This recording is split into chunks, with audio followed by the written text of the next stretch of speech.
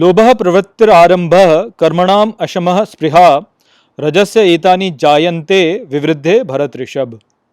Hello friends, this is the 12th shlok of the 14th chapter of Bhagavad Gita, and today we will understand this shlok in detail. So let's first go over its meaning. So the shlok says, Lobha pravrittir arambha, which means beginning with the tendency to greed. Karmanam ashamaha spriha, which means turbulent eager desire in actions. Rajasya etani jayante, which means through rajas all these arise.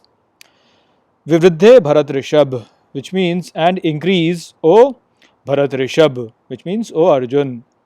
So after describing sattva, Shri Krishna now describes the symptoms of raj, and he mentions that it begins with the tendency of greed. So when a person performs an action with the tendency of greed, and it can be identified through turbulent eager desire in actions. So in the previous shlok we understood that sattva arises when actions are performed with a desire for knowledge, or when the actions are performed for the sake of actions themselves. Now here Shri Krishna is saying that in the same manner the quality of rajas arises when the person performs an action with the desire to gain from it, which is basically greed. So here we have to understand that yes, everybody understands that greed is bad, but most often it is very difficult to really understand when an action is being motivated by greed. So this basically happens because we are very good at fooling ourselves and making us believe that we are acting with a sattvic intention of gaining knowledge, while in reality we are acting with an intention of the rajasic quality of greed. So Shri Krishna over here mentions that when one experiences turbulent eager desire in performing an action, then it should be understood that such an action has been performed with rajasic quality. So consider the example of the two students we discussed in the previous shlok also.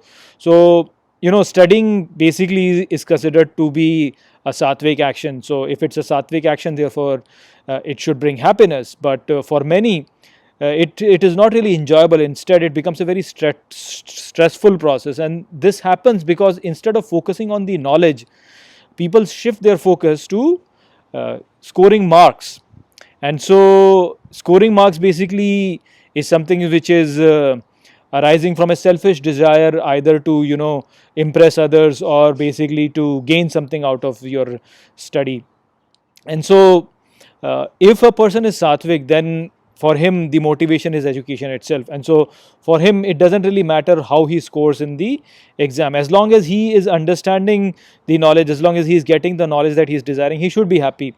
But most often people are not really just focusing on the knowledge, they also want to score good marks. And so because of that, many a times people, instead of focusing on knowledge, they shift their focus to marks, and this is what makes the study very, very stressful.